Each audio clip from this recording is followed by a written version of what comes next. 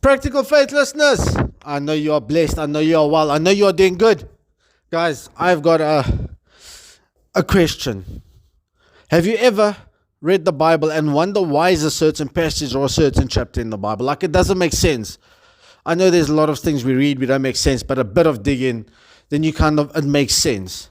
But I was thinking to myself, I read this whole chapter and I read it kind of like the second time. And I was perplexed. I'm like, Lord, why is this chapter here? This chapter doesn't have to be in here? That was my mind when I first read it, but then I did dig in. And today's message is, go dig a bit deeper. If you don't understand, go dig deeper. And if you still don't understand, ask me. Get hold of me. Ask me. I might have the answer. Otherwise, I'll have to go dig for the answer. I mean, we don't know everything. The Bible is a very big book that I don't think there's one person in this world who can give you exactly all the answers. Any answer you want out the Bible, sometimes we have to go dig. That's what we do, is we have to go dig for the answers. But the chapter I'm talking about is Genesis 36. Now it's Esau. Esau, Jacob's brother, he stole his birthright and he stole his inheritance. But why is there a whole chapter on his genealogy?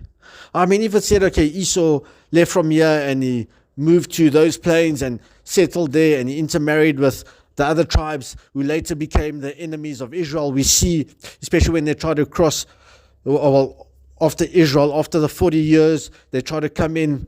We see the one nation, the Edomites, blocking them, not allowing them to go through to the promised land. And you know what? Later, David also fought against them because they bordered on Israel. So it was all this. We see this whole chapter devoted to the lineage of the enemies of Israel, and that perplexed me. And then I went to go dig a bit further. I really went to go dig a bit further. I had to dig deep for this one. And it was very interesting.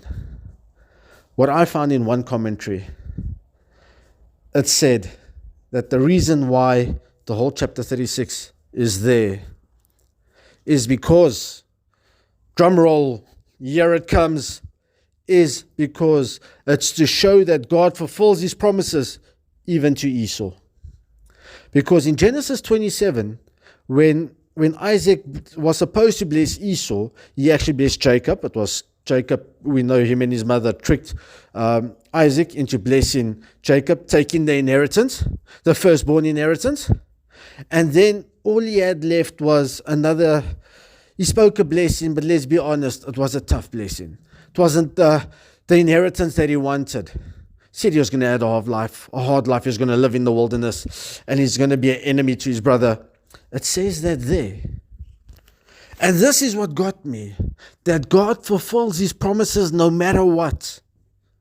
See, if God can fulfill his promise to Esau, why won't he fulfill his promise to you? There's so many great promises that God gives you. The one I always stick to is Romans 8:28. For everything will work out for the good for those who love God. And that's the one. There are so much promises in the Bible that we can take and we can run with. We can say, Lord, but your word says. Your word says this is a promise from you. And Romans 8:28 is just one of those that because you love me, everything will work out for the good, because that's what you say in your word, Lord. If you can do it for Esau, why won't you do it for me? I mean, Esau's family, the whole lineage, if you go down, the grandsons and the great-grandsons and the great-great-great-grandsons, they became enemies of Israel. They were Israel's fiercest enemies. They wanted to wipe them out. And can you believe that God would still fulfill his promise, because that's who our God is? He's a promise keeper. Yes, he's got the whole world in his hands, but he knows of better. He knows what's going to happen. He knows the beginning from the end. And this is where we've got to trust him, because if he can bless Esau, and if he can keep his promises to Esau, who later turned out to be enemies of his prized possession, Israel, why will he not keep his promises to you, a child of God, favored, highly favored by the Lord God himself, because you are his child? Why will he not keep his promise to you? And that is what I want to take today, that he will keep his promises to you. Stick to the word. Know that God will fulfill his promises, and then you must promise to testify once it happens, because it's all about the kingdom and glorifying his name. Blessings, guys.